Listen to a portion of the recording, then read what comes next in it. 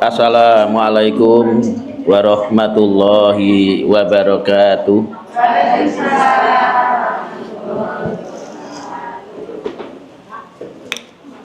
Bismillah.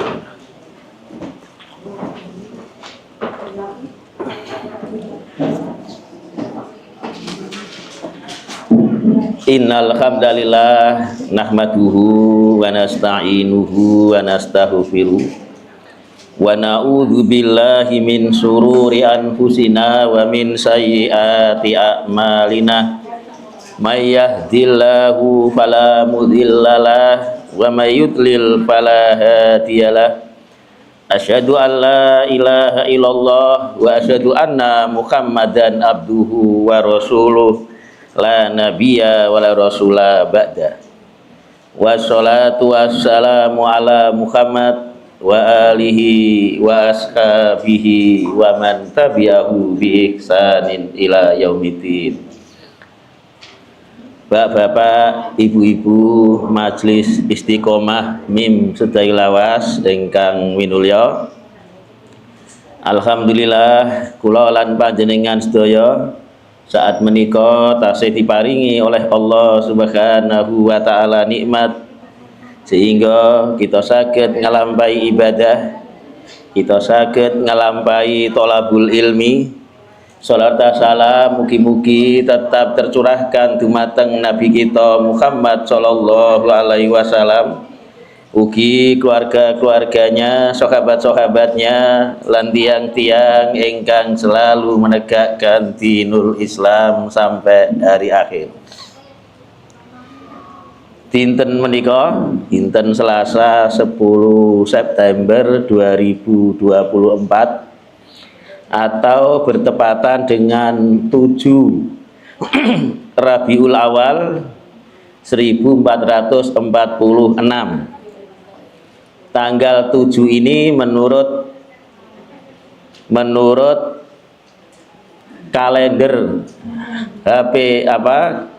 KHGT, kalender Hijriah Global Tunggal, atau yang sekarang terkenal yaitu Qaul Jadid atau pendapat terbaru Majelis Tarjih Muhammadiyah. Adapun Mabim itu adalah yang dipakai oleh Indonesia. Mabim itu singkatan Menteri Agama Brunei Darussalam, Indonesia, Malaysia, dan Singapura. Jadi Menteri Agama Brunei, Indonesia, Malaysia, Singapura itu menetapkan tanggal 1 itu minimal 3 derajat. Dan karena tidak sampai 3 derajat, maka sekarang masih tanggal 6 untuk Mabim atau termasuk juga Indonesia. Sore menika kita melanjutkan sifat-sifat sholat sebagaimana yang diajarkan Rasulullah, yaitu kita mulai dari sujud. Sujud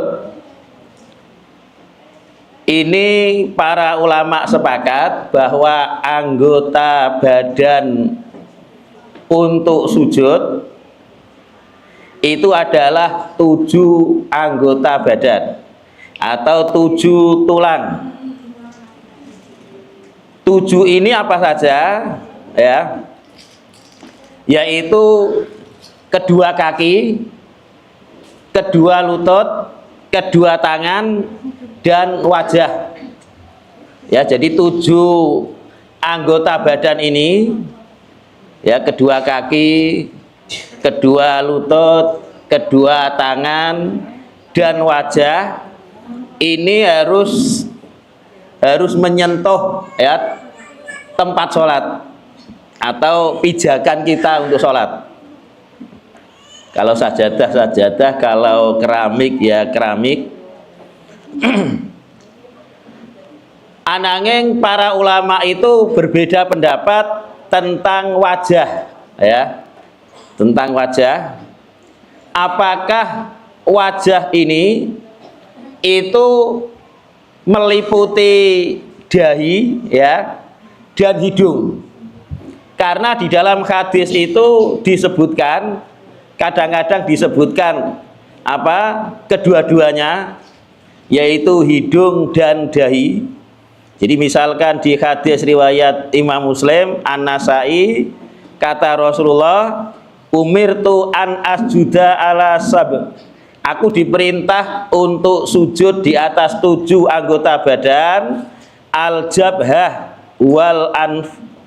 Jabhah yaitu dahi, wal anfi dan hidung, wal yadain dan kedua tangan, warukbatain dan kedua lutut, wal qadamain dan kedua kaki.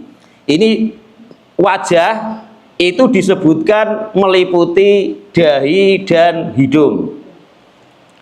Kadang-kadang hanya disebutkan wajah saja ya, tidak dirinci. Ya, misalkan di hadis yang lain, aku diperintahkan sujud ya di atas 7 anggota ya badan, yaitu wajah, kedua telapak tangan, kedua lutut dan kedua kaki. Jadi hanya disebut wajah saja. Kadang-kadang hanya disebut apa ini dahi saja tanpa ada hidung. Ya. Di hadis yang lain, aku diperintahkan sujud ya ala sab'ati a'dha di atas 7 anggota badan, al jabhah yaitu dahi, wal yadain warubatain warijlain dan kedua tangan dan kedua lutut dan kedua kaki. Jadi wajah ini kadang-kadang disebutkan dahi saja, kadang-kadang disebutkan wajah secara umum saja, kadang-kadang disebut dua-duanya, hidung dan dahi. Maka sehingga para ulama ya, ini termasuk himpunan putusan Majelis Tarjih Muhammadiyah, bahwa hidung dan dahi ini itu harus menyentuh tanah ya, menyentuh tanah, maksudnya menyentuh tempat sujud. Ada yang berpendapat bahwa ini yang wajib itu ini ya, yang wajib ini. Tapi yang hidung ini tidak wajib. Kalau ditempelkan lebih bagus, kalau tidak ya sholatnya tetap sah. Nah, kita ada kira-kira yang kesulitan menempelkan hidung ya. Bisa ya semuanya ya. Ya. Jadi ya kita tempelkan saja ya dahi dan hidung. Tapi tidak ada para ulama itu kemudian hidung yang lebih utama daripada dahi, tidak. Jadi hidung ini ada yang mengatakan harus diikutkan menempel, ada yang mengatakan tidak, hanya sunnah, yang wajib itu adalah dahi. Ya kita ya tempelkan saja hidung dan dahi. Kemudian umpama ada, ini untuk yang laki-laki ya, kalau yang perempuan jelas tidak ya, tidak boleh apa kelihatan rambutnya ya, karena aurat di dalam sholat itu begini ya, kadang-kadang di luar sholat itu aurat ya, justru di dalam sholat tidak aurat ya. Di luar sholat itu aurat ya, di dalam sholat tidak aurat ya. Contohnya ini bagi ulama yang berpendapat bahwasanya cadar itu wajib ya, cadar itu wajib, berarti wajah itu adalah aurat. Ini bagi ulama yang begitu ya. Tapi ketika sholat maka harus dibuka ya, harus dibuka. Kemudian di luar sholat tidak aurat lagi, itu adalah kedua pundak ini untuk laki-laki ya, untuk laki-laki. Misalkan laki-laki ya di dalam rumah, di luar rumah ya nggak apa-apa ya sebenarnya, cuma ya kurang pantas misalkan ininya tidak ada pakaiannya. Tapi kalau di dalam sholat itu harus ditutup, ya. Nah itu makanya di luar sholat aurat. Nah, ini terbalik ya, ini di luar di dalam sholat itu menjadi aurat, di luar sholat tidak aurat, ya. Termasuk rambut perempuan ketika di hadapan mahramnya, ya, ada bapaknya, ada saudaranya, itu tidak aurat, ya, rambutnya tidak aurat. Ketika dia sholat, walaupun toh dia sendirian, ya, kalau ada bapaknya, ya, pokoknya sendirian atau ada mahramnya itu menjadi aurat, ya. Padahal ini kalau tidak sholat, ketika di kamar sendirian tidak aurat, atau di rumah, ya, ada siapapun yang mahramnya tidak aurat. Tapi ketika di dalam sholat maka menjadi aurat yang harus wajib ditutup. Maka ini rambut itu bagi yang laki-laki, apakah boleh rambutnya sampai sini kemudian ketika sujud itu menempel, ya.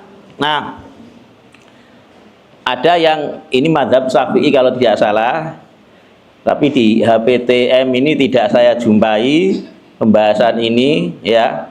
Kalau mazhab Syafi'i ini harus rambut ini kalau terlalu tebal itu harus disingkap, ya, disingkap.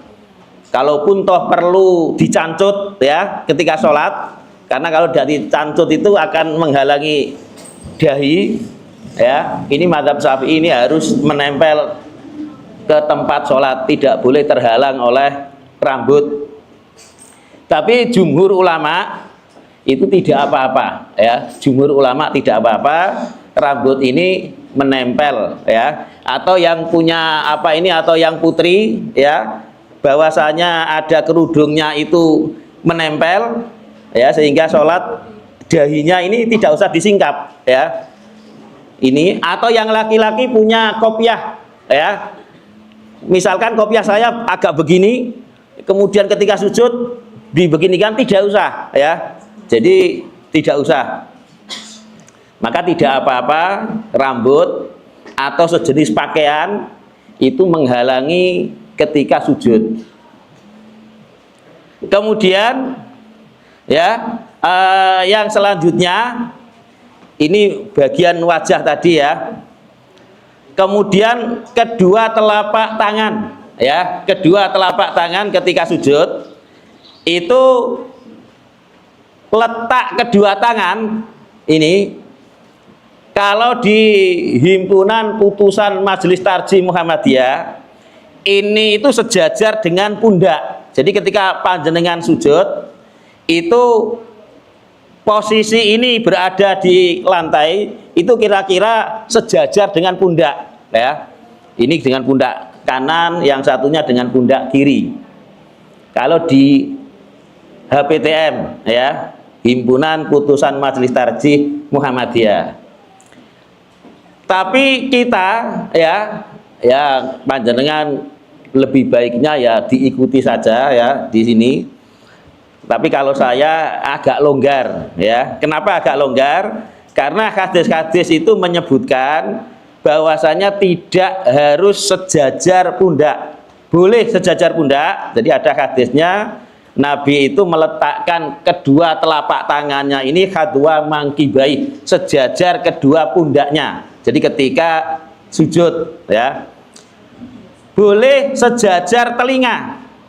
Ya, di hadis riwayat Imam Ahmad, wasajada, dan Nabi sujud, fawadho'a yadaihi, kemudian beliau meletakkan kedua tangannya hadwa udhunai, itu sejajar dengan telinga, ya. Maka masalah ini, ya, saya anggap adalah luas, ya, luas dalam arti, ya, silakan sejajar pundak atau lebih tinggi sedikit, ya. Ya tidak masalah. Yang penting jangan delosor, ya.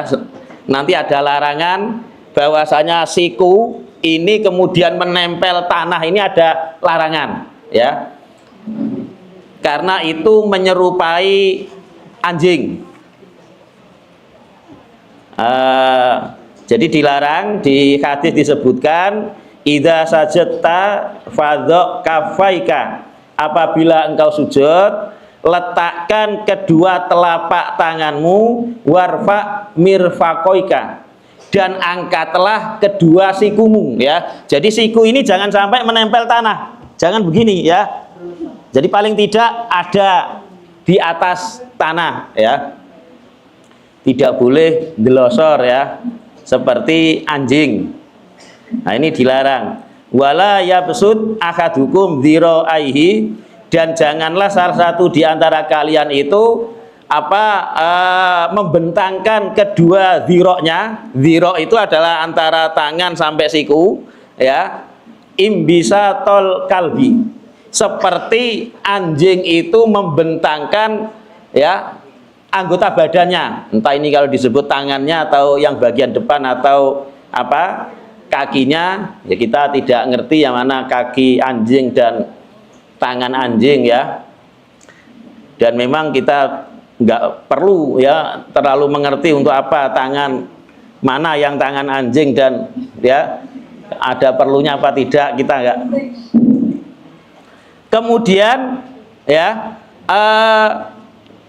ini kalau bisa bahwasanya tangan ini tidak terlalu rapat dengan lambung, maksudnya dengan anggota badan kita. Kalau kita sujud, ya, ini agak melebar sehingga Rasulullah itu kelihatan keleane, ya. Jadi agak melebar. Ini bagi orang yang sholat sendirian atau orang yang sholat berjamaah jadi makmum, jadi imam, ya. Sama, ya, karena tidak ada hadis yang menerangkan laki-laki itu, ini untuk laki-laki yang agak renggang, ini untuk perempuan yang agak rapat, tidak ada, ya, kita jumpai. Dan Rasulullah mengatakan, sholu kama ra'aitumuni usolli, sholatlah kalian sebagaimana kalian melihat aku sholat. Nah, sholatnya Nabi itu bagaimana? Yaitu, ya, jadi jangan dirapatkan, misalkan sholat ini dirapatkan begini, ya, atau begini, tidak, ya, agak renggang. Jadi dengan lambung ini agak renggang. Bagi sholat sendirian munfarid atau sholat berjamaah sebagai imam. Tapi kalau sebagai makmum maka jangan diamalkan. Ini walaupun itu sunnah, ya. Kata Syekh Utsaimin, tarku sunnati lidafil adhiyah, meninggalkan sunnah, ya, ini memang sunnah, agak renggang itu, ya, sunnah.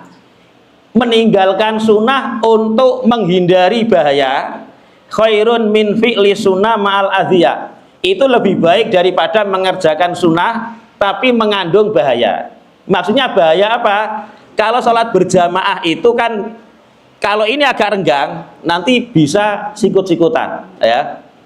Jadi sebelah, ya, akhirnya sholat, ya, terjadi. Takbir juga begitu. Takbir juga kalau kita berjamaah, ya kita lihat, sesuaikan saja. Tidak Allahu Akbar nyempar, yang satunya nanti balas dendam. Ya, makanya beliau, ya, Syekh Utsaimin mengatakan meninggalkan yang sunnah untuk menolak bahaya atau gangguan itu lebih baik daripada melakukan sunnah tapi ternyata nanti menyakiti yang lain. Karena memang sholat berjamaah itu yang diutamakan adalah rapat. Yang rapat itu adalah pundak kita sebelah kanan rapat dengan pundak yang lainnya sebelah kiri, bukan ukuran kaki, ya. Jadi rapat itu bukan ukuran kaki, sehingga kadang-kadang orang sering ngewajak sikile, ya.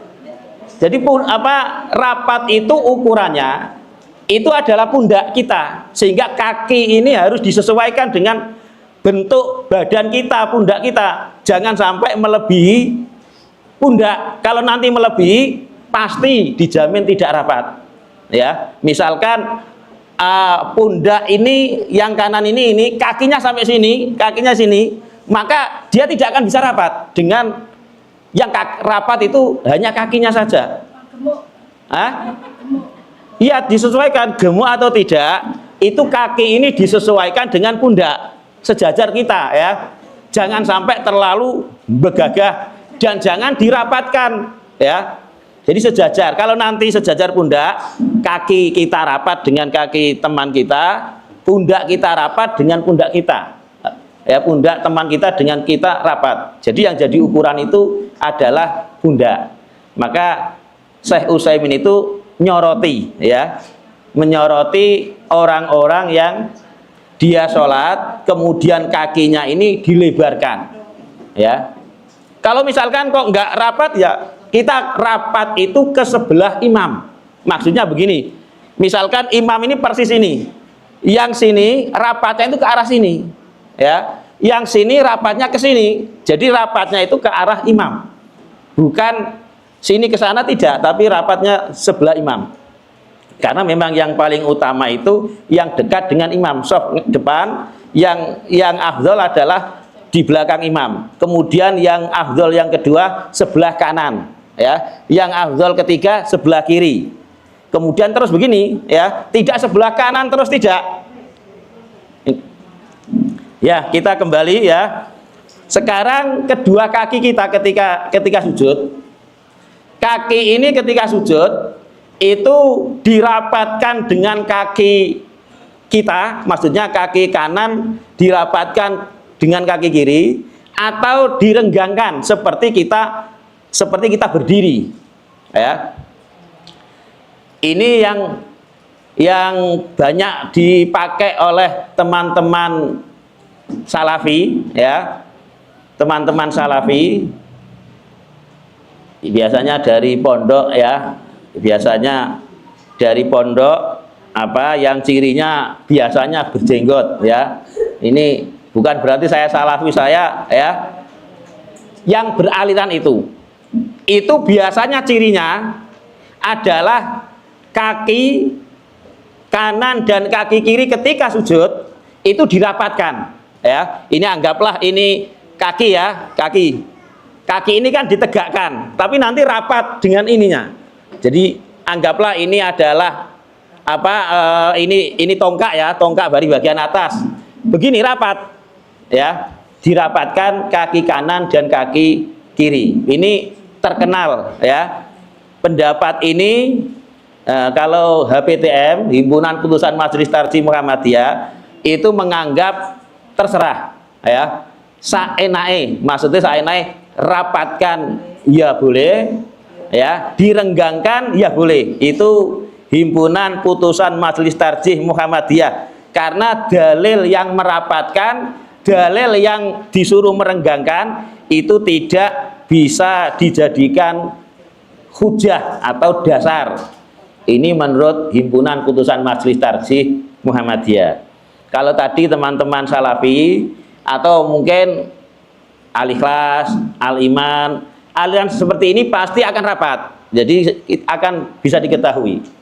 Kalau Muhammadiyah ya rapat boleh ya, renggang boleh.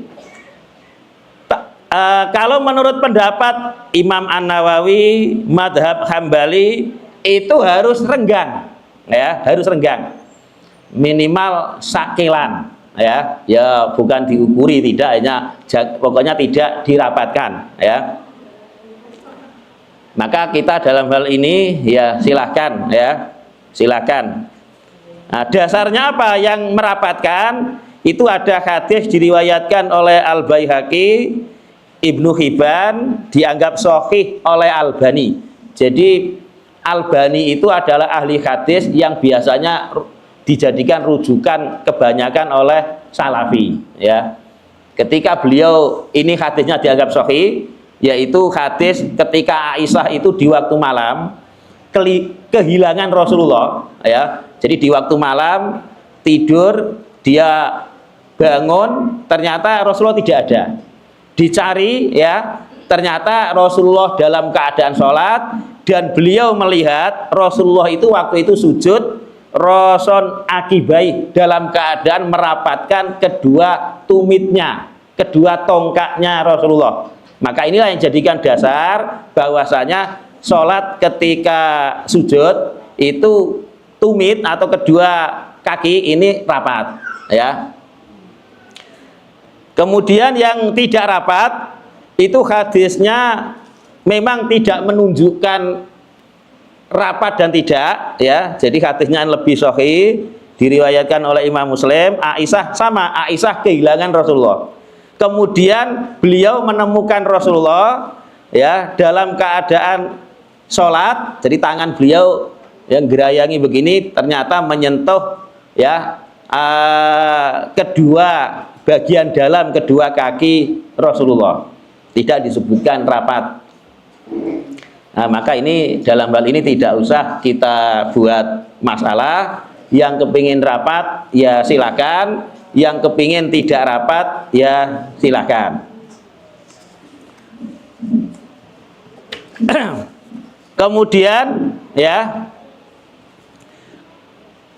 kaki ini itu kan ditegakkan, ya. Jari-jari kaki itu ditekuk ketika sujud, ini bahas tetap sujud. Ditekuk menghadap kiblat, ya, menghadap kiblat. Memang sholat itu ya sebisa mungkin itu menghadap kiblat semuanya.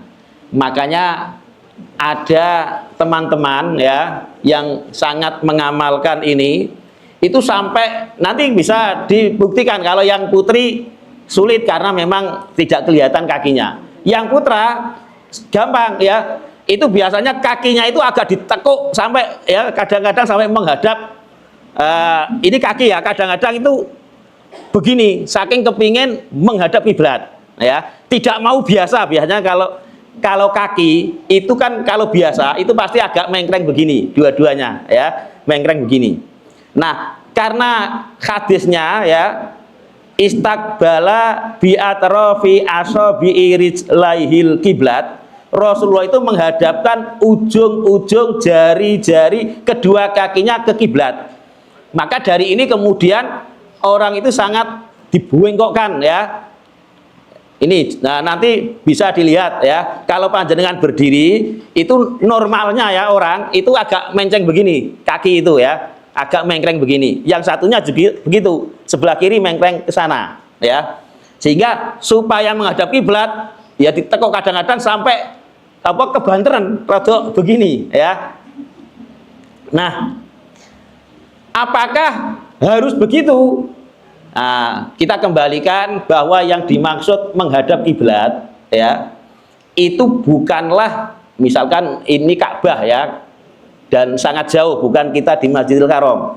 Kalau di Masjidil Haram memang kita harus menghadap kiblat semuanya, ya, tapi harus persis. Tapi kalau di luar Masjidil Haram kita ke arahnya. Jadi walaupun kaki itu tidak begini, ini tetap dianggap menghadap kiblat. Yang satu juga begitu, ini menghadap kiblat. Ya, yang dulu kan pernah kita jelaskan bahwa yang dimaksud kiblat itu adalah ma bainal masyriq wal maghrib kiblat. Jadi kiblat itu misalkan kulon, antara lor sampai kidul itu kiblat. Yang penting tidak dianggap madhep ngalor, tidak dianggap madhep ngidul, itu kiblat. Jadi menceng itu kiblat. Nah, nek kepingin silakan, kalau kepingin diluruskan seperti anggota badan itu menghadap kiblat. Dibengkokkan juga menghadap kiblat. Kemudian sekarang bacaan sujud, ya. Nah, bacaan sujud, ya silahkan yang terbiasa mana, ya, bisa subhana rabbiyal a'la saja, bisa subhana rabbiyal a'la wa bihamdi, atau subhanakallahumma rabbana wa bihamdikallahumma firli, itu ya silahkan, ya. Bacaan sujud silahkan. Kita nggak menukil banyak sekali, ya. Di tulisan saya itu cuma ini saya potong hanya 3 saja, itu sampai berapa, ya, sampai belasan. Kemudian bangun dari sujud, ya, setelah sujud kemudian bangun dari sujud itu membaca takbir tanpa mengangkat tangan, ya. Kemarin sudah, ya, ketika takbir mengangkat tangan itu ada 4 letaknya. Pertama takbiratul ihram, kedua takbir rukuk, ketiga sami Allahu liman hamidah bangkit dari rukuk, dan yang keempat kita dari rakaat kedua menuju ke rakaat ketiga takbir Allahu Akbar itu sambil mengangkat tangan. Selain itu tidak ada mengangkat tangan. Takbir mau sujud, takbir saja, tidak usah mengangkat tangan. Bangkit dari sujud Allahu Akbar juga tidak usah mengangkat tangan. Mau sujud lagi ketika duduk di antara dua sujud juga tidak mengangkat tangan. Takbir Allahu Akbar mau berdiri dari rakaat pertama ke kedua juga tidak mengangkat tangan. Yang mengangkat tangan itu adalah dari rakaat kedua menuju rakaat ketiga. Kemudian ya takbir untuk duduk di antara dua sujud. Duduk di dalam sholat itu ada 5 ya. Duduk di dalam sholat itu ada 5 ya. Duduk pengganti berdiri ya. Ini jadi misalkan orang tidak mampu berdiri, sholatnya dengan duduk. Dan duduknya ini kalau mampu ya di tanah, duduk di tanah. Nah ini ya, duduk di tanah ini saya ikut pendapat duduknya dengan bersila ya, walaupun ada yang mengatakan juga duduknya itu ya duduk tahiyat awal ya. Ya silakan ya. Ini kemudian duduk yang kedua itu adalah duduk di antara dua sujud ya. Duduk di antara dua sujud. Ini duduknya apa? Duduknya iftiros. Duduk iftiros itu adalah kaki kanan tetap duduk tahiyat awal akhir, duduk di antara dua sujud itu kaki kanan sama ya, kaki kanan sama, yaitu ditegakkan sambil jari-jarinya ini ditekuk menghadap kiblat ya kalau mampu ya. Kalau saya nggak mampu ya, serodok lemu, tapi dulu ya tidak ya, jadi ditekuk ya. Ini di dalam hadis disebutkan ya, Rasulullah itu ketika bangkit dari sujud ya, sujud yang pertama itu yasni rijlahul yusra, beliau membelokkan atau apa dibengkokkan kakinya ya yang sebelah kiri, faya qaudu alaiha, kemudian diduduki ya. Jadi duduknya itu di kaki sebelah kiri yang dibengkokkan begini ya. Ini duduk di antara dua sujud. Kemudian ada duduk ya, duduk tasahud awal. Duduk tasahud awal itu sama, yaitu duduk iftiros ya, yaitu duduk dengan kakinya juga ditekuk ya, sama dengan duduk di antara dua sujud. Itu juga hadisnya sama, ada kelanjutannya. Setelah beliau itu duduk di antara dua sujud, beliau takbir sujud, kemudian beliau takbir lagi, yaitu duduk ya tahiyat awal, maka beliau apa ini duduk iftiros ya sama, yaitu yasni rijlahul yusra wa yaqudu alaiha, beliau membengkokkan kakinya sebelah kiri dan menduduki. Duduk tasawuf awal itu rakaat keberapa? Rakaat kedua ya.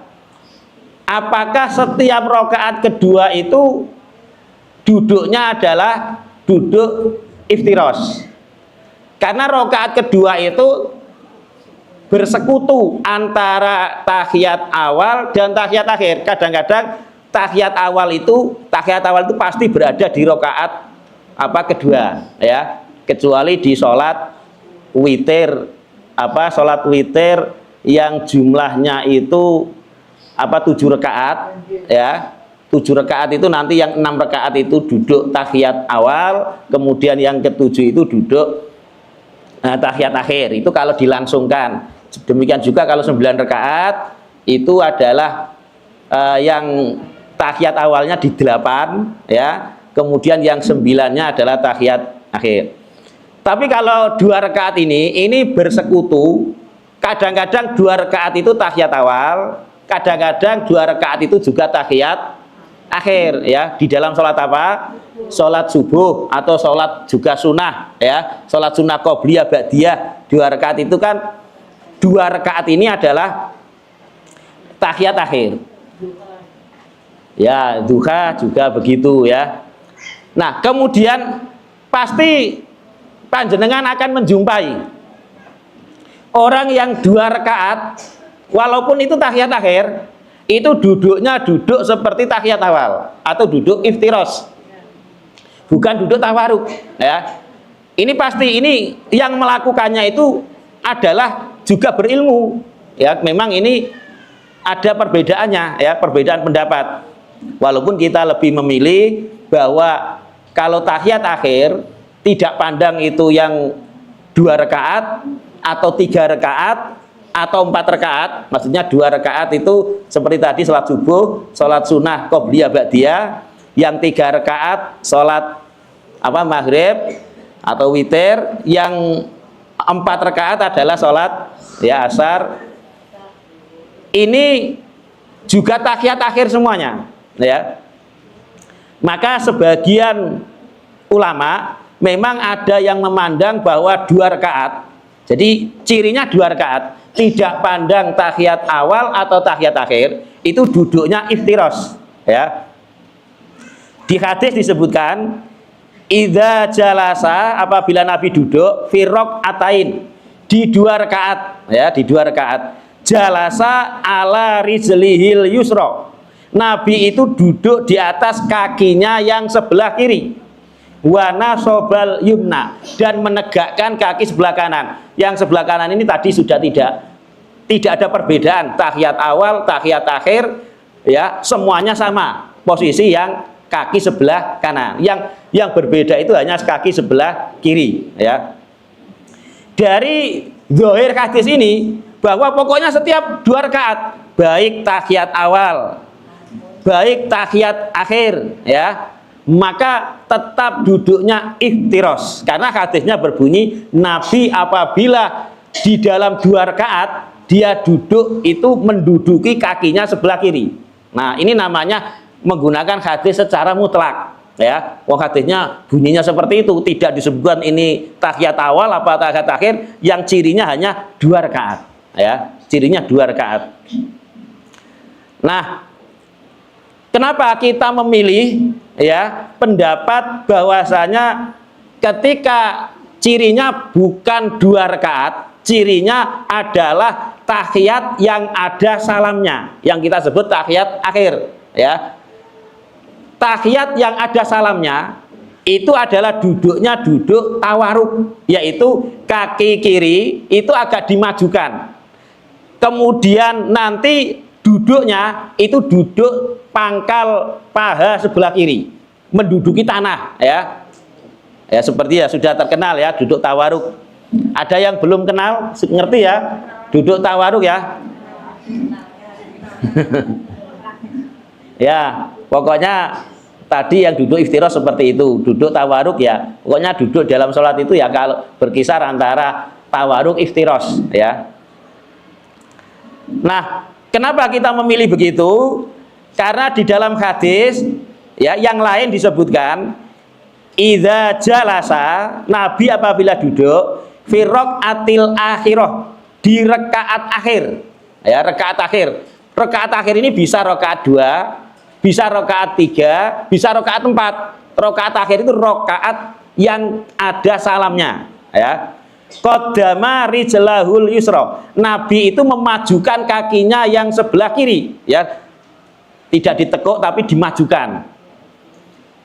Kemudian wana sobal ukhra, dan Nabi ini menegakkan kaki yang lain, yaitu kaki kanan, waqo ada alamak adatihi, dan Nabi duduk di atas tempat duduk, maksudnya tidak menduduki kakinya tapi menduduki, ya, bawah, ya. Jadi yang dimaksud tadi 2 rakaat itu adalah duduknya iftiros, itu adalah 2 rakaat yang tidak tasahud akhir, 2 rakaat yang tidak ada salamnya, ya. Nah, ini sehingga perpaduan tidak bertentangan yang kita pilih. Walaupun toh nanti ada yang memilih seperti itu, ya kita tidak boleh menyalahkan. Karena memang juga ada dasarnya hadis secara umum. Makanya saya itu ketika ada ulama itu mengatakan pendapatnya ini, walaupun itu Imam Malik, Imam Syafi'i, Imam Abu Hanifah, Imam Ahmad, saya tidak akan tenang kecuali sebelum melihat kenapa ulama ini mengatakan begini, maksudnya melihat dalil yang dipakai. Ya, kadang-kadang di dalam fikih seperti ini yang sulit itu adalah mencari dalilnya. Ulamanya mengatakan duduk iftiros, ya, di dalam rakaat yang ada salamnya. Maka kita kesulitan mencari dalilnya karena kadang-kadang tidak disebutkan dalilnya di dalam kitab itu. Jadi yang lama itu ya mencari dalil daripada pendapat ulama. Jadi ibaratnya ada bongkar pasang ya. Nah, itu harus dicocokkan ini sehingga persis ya tertata. Kemudian duduk tasawuf akhir sudah, duduk tasawuf awal sudah, duduk di antara dua sujud sudah. Kemudian yang terakhir duduk istirahat. Panjenengan ngertos duduk istirahat? Ngertos ya? Duduk istirahat itu definisinya ya, yaitu dari rakaat ganjil. Ngerti rakaat ganjil? 1 rakaat atau 3 rakaat kan ganjil ya. Ini kalau 3 rakaat itu berarti bukan maghrib ya, karena memang ini nanti berdiri. Setiap rakaat ganjil mau pindah ke rakaat genap ya, mau pindah ke rakaat genap. Rakaat 1 mau pindah ke rakaat 2. Rakaat 3 mau pindah ke rakaat 4. Jadi duduk ini adalah ketika kita ini telah sujud yang kedua ya. Kan ada sujud pertama, sujud terus duduk di antara dua sujud, kemudian sujud lagi. Nah, ini namanya sujud yang kedua. Ketika sujud yang kedua di rakaat pertama ya, sujud kemudian Allahu Akbar mau berdiri ya kedua. Nah, di dalam mau berdiri inilah itu ada namanya duduk istirahat ya. Di rakaat ketiga juga begitu. Ketika panjenengan rakaat ketiga itu sudah sujud yang kedua, takbir mau berdiri keempat, Allahu Akbar keempat. Sebelum berdiri keempat itu ada namanya duduk istirahat ya. Nah, yang memberi nama duduk istirahat ini siapa? Nabi atau panjenengan? Sama, jilsatul istirahat. Istirahat itu kan bahasa Arab ya. Istirahat. Sabun bahasa Arab ya, sobun ya, banyak sekali yang pakai bahasa Arab itu ya. Jadi duduk istirahat ya, jilsatul istirahat, duduk istirahat ini ada di rakaat pertama mau ke rakaat kedua, ada di rakaat ketiga mau ke rakaat 4. Ini oleh para ulama itu ada yang mengatakan duduk istirahat itu adalah disunahkan ya. Duduk istirahat itu disunahkan sebagian ya, sebagian. Tapi kebanyakan duduk istirahat itu tidak sunnah ya, tidak sunnah. Dan saya mengikuti pendapat duduk istirahat itu tidak sunnah. Memang di pendapat ulama kan ya seperti itu, ada ini sunnah duduk istirahat, ini tidak sunnah. Maka bagi kita itu harus mengerti kenapa ulama ini mengatakan sunnah, kenapa yang satu tidak mengatakan tidak sunnah. Itu pasti punya dalil. Maka kita cari dalilnya. Kalau sudah tahu dalilnya, itu yang membuat kita tenang. Karena kita ini sholat itu bukan karena Imam Syafi'i itu sholat begini, tapi karena Rasulullah itu sholatnya begini ya. Nah, pasti para ulama itu punya dalil ya.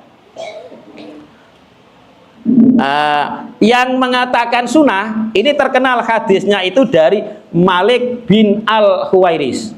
Sahabat namanya Malik bin Al-Huwairis. Beliau masuk ke Madinah, dia bukan orang Madinah.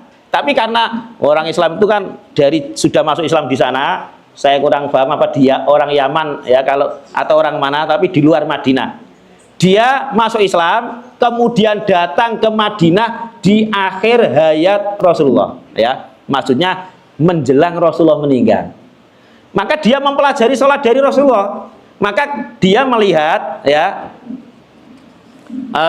dia melihat itu Rasulullah, ya. Rasulullah itu mengajarkan begini, sumarfa, kemudian bangkitlah engkau dari sujud, hatta tastawi ya qaiman, sehingga engkau oh bukan ini ya, jadi duduk istirahat. Kata Rasulullah, ya, ketika engkau di rakaat ganjil, maka bangkitlah dari rakaat ganjil ini, ya, engkau tidak duduk, tidak berdiri kecuali engkau duduk, ya, dalam keadaan sempurna, ya, betul-betul duduk secara sempurna. Jadi yang digunakan dalil, ya,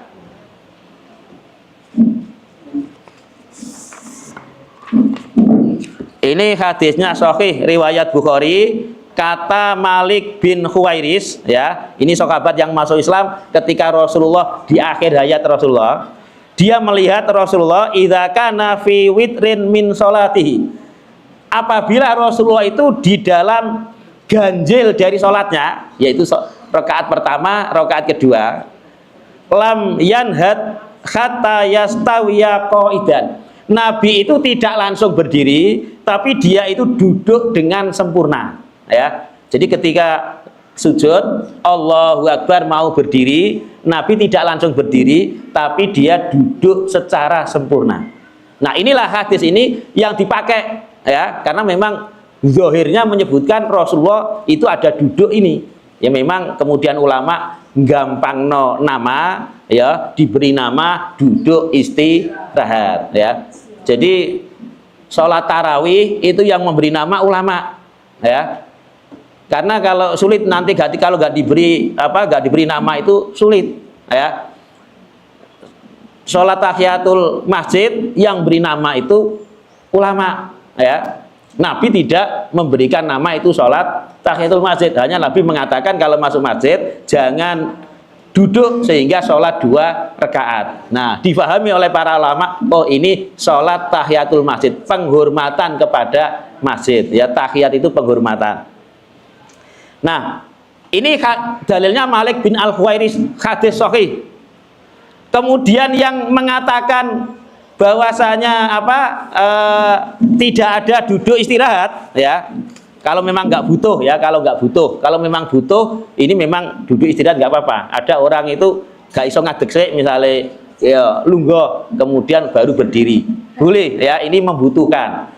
Kalau tidak membutuhkan maka tidak usah duduk, pendapat yang kedua begitu, ya. Jadi dibedakan, ya, pendapat yang pertama itu duduk dulu, baik mampu langsung berdiri atau tidak mampu berdiri langsung, itu tetap disunahkan duduk istirahat lebih dulu. Pendapat yang kedua, kalau dia mampu dari sujud itu langsung berdiri, maka tidak usah duduk, ya, tidak usah duduk. Nah, dalilnya ya sama, ya, ada, cuma tidak dari Malik bin Al-Huwairis, dalilnya dari yang lain. Jadi sholat-sholat yang diajarkan Rasulullah itu tidak ada, ya, yang kemudian ada duduk istirahat seperti Malik bin Al-Huwairis, tidak ada. Kemudian kenapa kok Malik bin Al-Huwairis itu kok duduk dulu?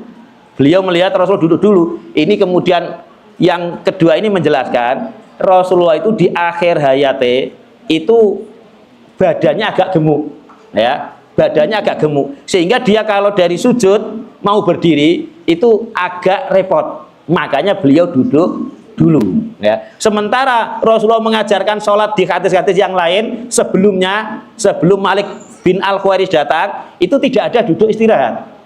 Bahkan di hadis tentang Rasulullah itu ya, ada orang yang lupa, kata Rasulullah, ya, siapa yang lupa dia ini sholat duhur, ya, sholat duhur. Nah, di hadis disebutkan Rasulullah sholat duhur di rakaat kedua itu lam yajlis, Rasulullah tidak duduk, ya, langsung berdiri.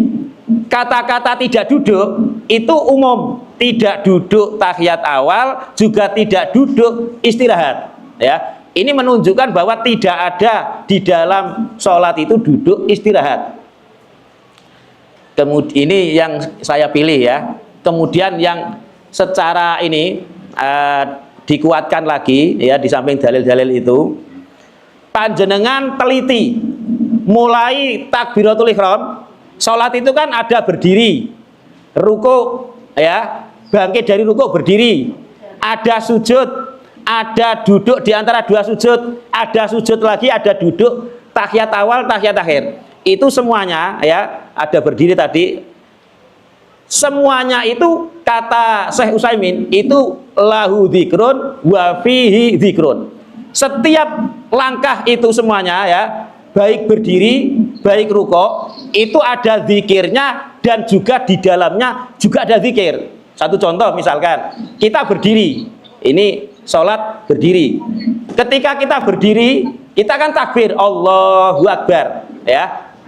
Berarti berdiri ini itu punya zikir, dalam arti takbir tadi.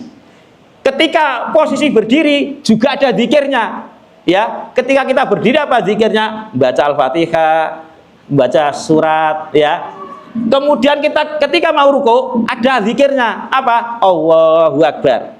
Di dalam ruku ada zikirnya juga, Subhana Rabbiyal Azim dan yang lain-lain. Bangkit dari ruku i'tidal ada zikirnya apa tidak? Ada, ya. Sami Allahu liman hamidah. Ketika i'tidal, ya, juga ada zikirnya. Jadi ketika maunya ada, ketika pas posisinya juga ada. Mau sujud ada zikirnya apa tidak? Ada. Apa? Allahu Akbar. Di dalam sujud ada zikirnya, Subhana Rabbiyal A'la dan yang lain. Demikian juga ketika mau duduk di antara dua sujud itu ada zikirnya. Ketika duduknya juga ada zikirnya. Mau tahiyat awal ada zikirnya. Ketika tahiyat awal ada zikirnya. Sekarang pertanyaannya, mau duduk istirahat itu ada zikirnya apa tidak? Ya, apakah Allahu Akbar itu? Kalau Allahu Akbar itu berarti nanti membutuhkan ketika mau berdiri ada zikirnya lagi, ya. Nah, jadi ketika mau duduk istirahat tidak ada zikirnya. Ketika duduk istirahat apa ada zikirnya? Tidak ada, ya. Berarti inilah kata beliau Syekh Utsaimin, duduk istirahat itu bukan bagian dari sholat. Hanya dia kalau memang tidak mampu, orang itu tidak mampu berdiri, itu maka dia duduk istirahat dulu, ya.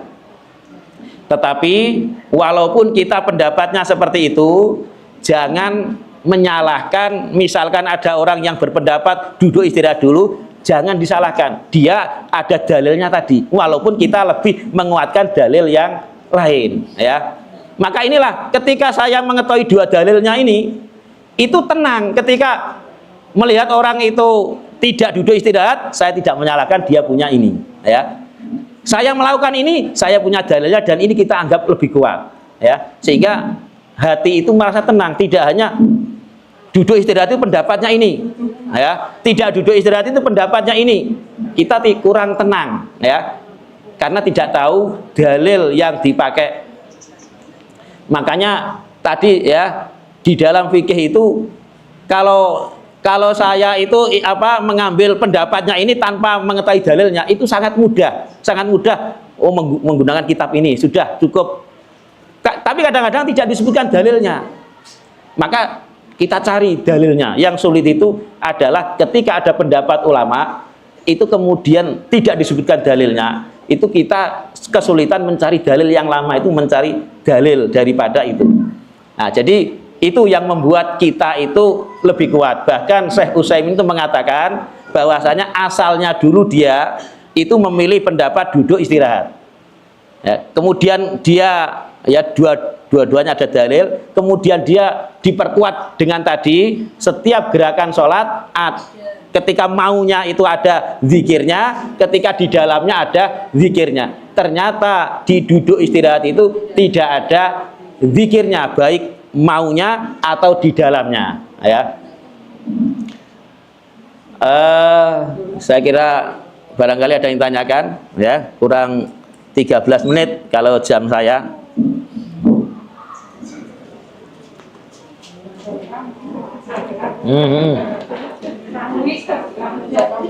Ya, ini dulu, lebih dulu, ya. Ya. Waalaikumsalam warahmatullahi wabarakatuh.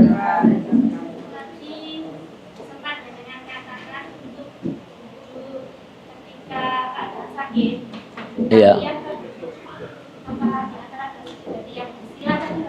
Oh, duduk pengganti berdiri.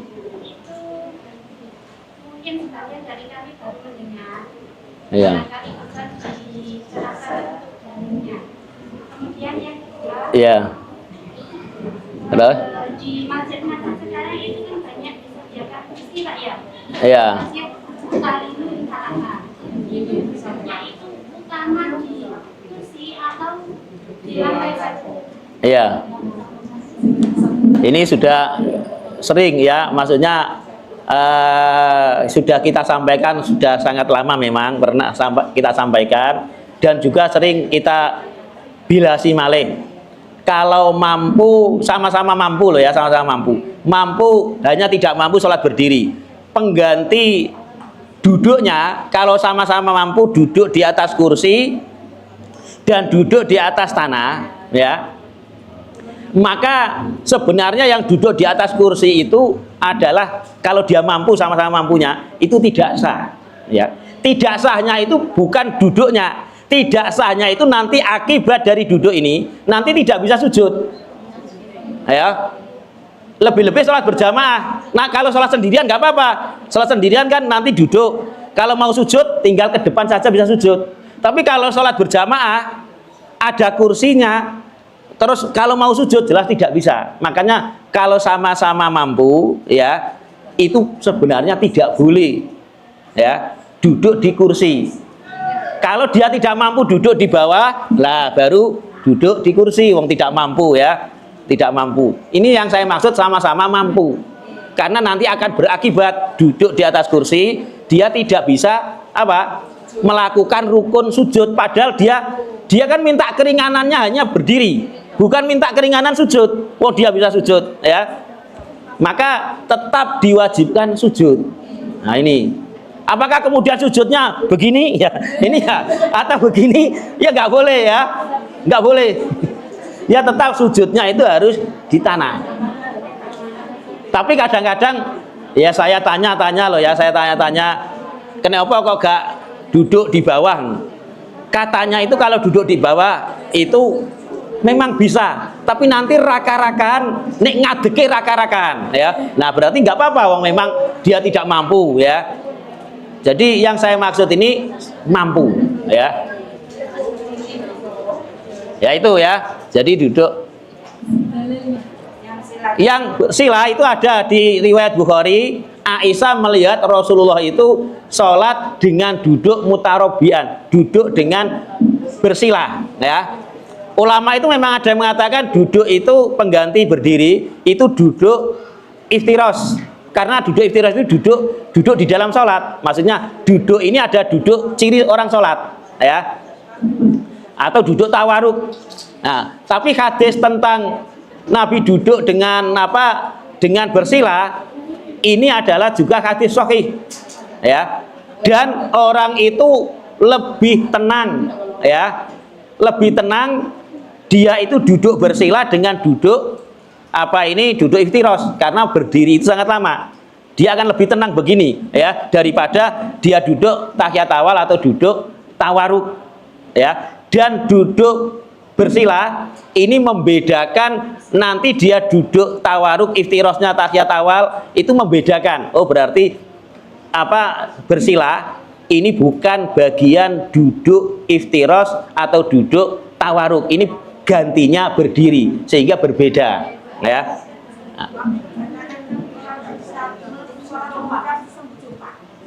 Ya, lihat nanti maksudnya gini, kalau dia tidak mampu ya terserah bersujud, nggak apa-apa kalau sujudnya, ya. Lah, ya. Ya nanti ditanyai kalau memang dia bisa sujud, maka silakan duduk bersila, duduk semujung. Tapi nanti kalau sujud harus, ya, karena ini rukun. Nah, inilah pentingnya kita ini menuntut ilmu, ya. Tapi sekali lagi, jika ada yang duduk di atas kursi selama ini misalkan, kemudian padahal dia bisa duduk di bawah dan bisa sujud, jangan mengatakan sholat yang selalu itu tidak diterima karena dia nggak tahu. Jadi uzur jahil, uzur ketidaktahuan itu dibolehkan walaupun dia dicela. Dicela ini dalam arti wong di desamu itu banyak kiai, banyak ustadz, kenapa kamu nggak ngerti? Nggak ngertinya itu kan nggak tanya. Nah ini ya, ada lagi? Ya, silakan. Ya. Waalaikumsalam warahmatullahi wabarakatuh.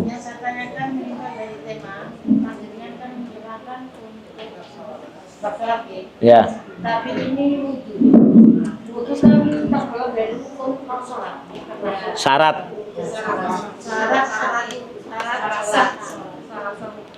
Pada zaman dulu itu wudhu itu kan ada 3 macam Pak yang saya ketahui.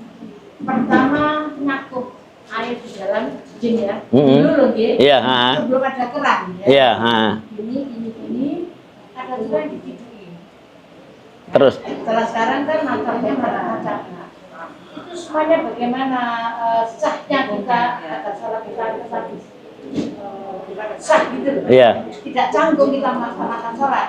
Enggak, yang dulu itu maksudnya yang ditanyakan apa? Ini kan sudah kena air. Iya, airnya kan di dalam gede gitu loh. Ya, berarti kan air sisanya kan gitu. Air sisanya yang dipertanyakan.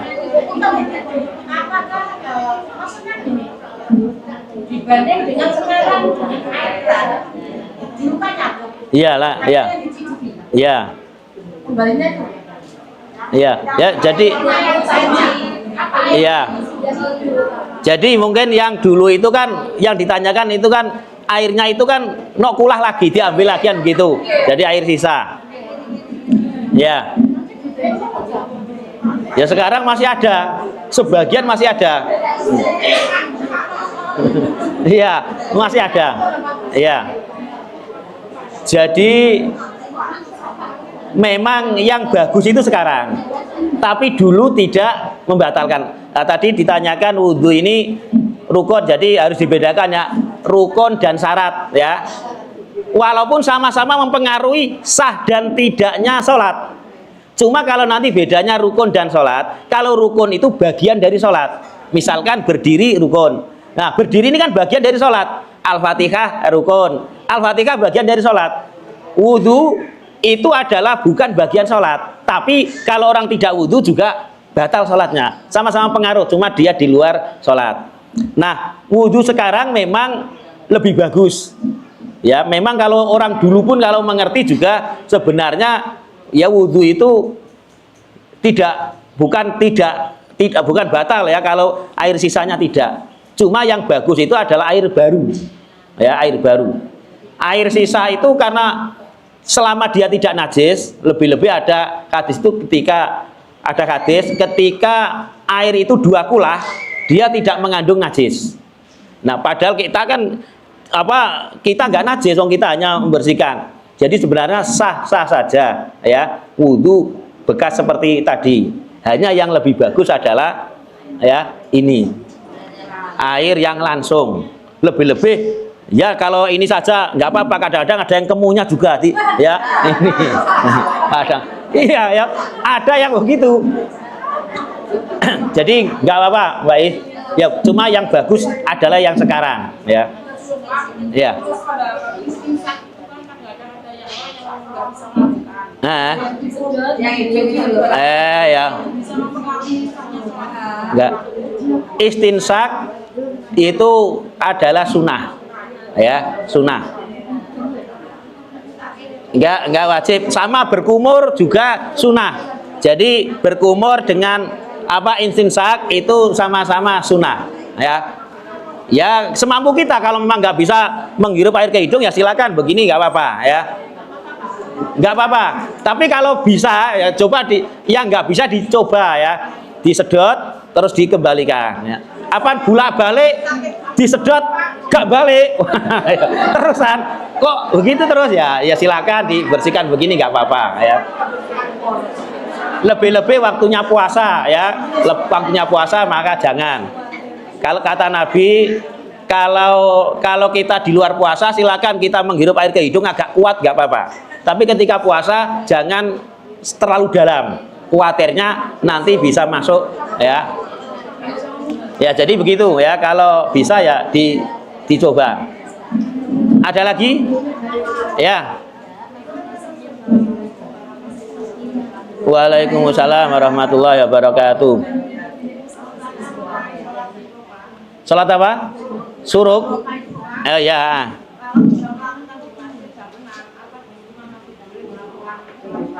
Ya. Sudah?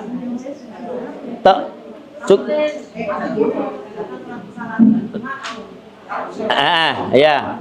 Jadi waktu yang afdol sholat duha itu kapan? Ya, pokoknya memang nggak ada ketentuan ya, kurang-kurang awan ya. Wong disebutkan anak-anak onta itu kepanasan, mungkin mendekati sholat zuhur, ya bisa jam 10, setengah 11 itu sholat duha yang paling bagus, ya. Tapi panjenengan sholat suruk itu panjenengan ya lakukan nanti boleh panjenengan kemudian sholat duhanya itu ketika waktu yang utama. Karena memang di awal waktu ini kita memilih ada kaitannya dengan sholat kita subuhnya. Jadi boleh ya, karena sholat duha itu kan tidak hanya 2 rakaat, bisa 8 rakaat, 12 rakaat ya bisa. Jadi boleh. Yang penting hati-hati ya kalau sholat suruk lihat jamnya duha ya. Itu jangan sampai, karena saya dapat laporan itu, tapi dulu ya, saya sekarang nggak ada laporan lagi. Ya itu banyak yang waktu larangan sholat ya. Ini yang malah lebih baik nggak usah sholat, nggak usah suruk, maksudnya nggak usah sholat suruk kalau memang sholatnya itu adalah di waktu larangan.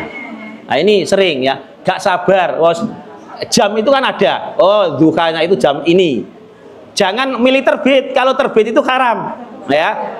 Milih duhanya, di situ ada tulisan duha. Nah, duha jam berapa? Lah itu kalau nggak salah sekarang jam 5.49 kalau nggak salah ya. Nah itu cukup jam 5 persis ya. Ya sami-sami. Niku wau sampai duduk ya. Insya Allah masih ada lagi. Sebenarnya saya itu khawatir ya. Ket iko jok saiki bab sholat terus ya. Gak ngaleh-ngaleh ya. Sampai ditakoni, Pak Khalid, ini waktunya apa Ustadz? Sholat meneh, sholat meneh, gak mari-mari. Ya, padahal ini sudah saya singkat-singkat sedikit ya. Ya, mudah-mudahan di dalam taklim kita membawa keberkahan bagi kita, keluarga-keluarga kita, keluarga besar MIM Sedai Lawas, tetangga-tetangga MIM dan seluruh masyarakat Sedai Lawas. Amin. Subhanaka Allahumma hamdika asyhadu alla ilaha illa anta astaghfiruka wa atubu ilaik. Wassalamualaikum warahmatullahi wabarakatuh.